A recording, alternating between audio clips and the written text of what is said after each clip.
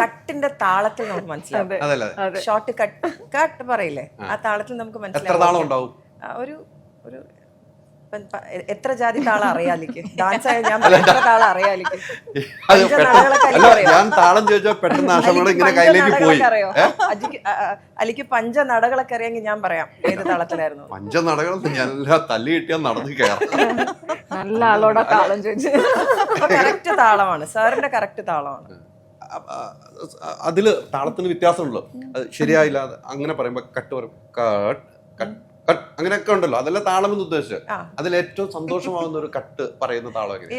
ഇത് കഴിയുമ്പോഴേ സാറുണ്ട് ഇവിടെ, ഞാൻ സാറിനോട് ചോദിക്കാം ഏത് താളത്തിൽ, ഞാൻ അലിയെ കേൾപ്പിച്ച് തന്നിട്ടേ ഇന്ന് വിടുന്നുള്ളൂ. താളത്തിലേക്ക് പോയോണ്ട് ഞാൻ ചോദിച്ചാണ്.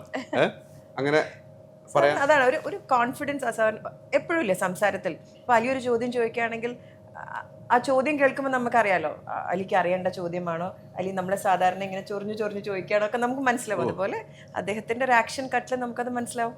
ഞാൻ ഇപ്പൊ ചൊറിഞ്ഞു ചോദിക്കലില്ല. ഇല്ല, നന്നായോ അലി? നന്നായിട്ട് തോന്നില്ലേ? കഴിയുമ്പോ പറയാം. കഴിയുമ്പോ പറയാം.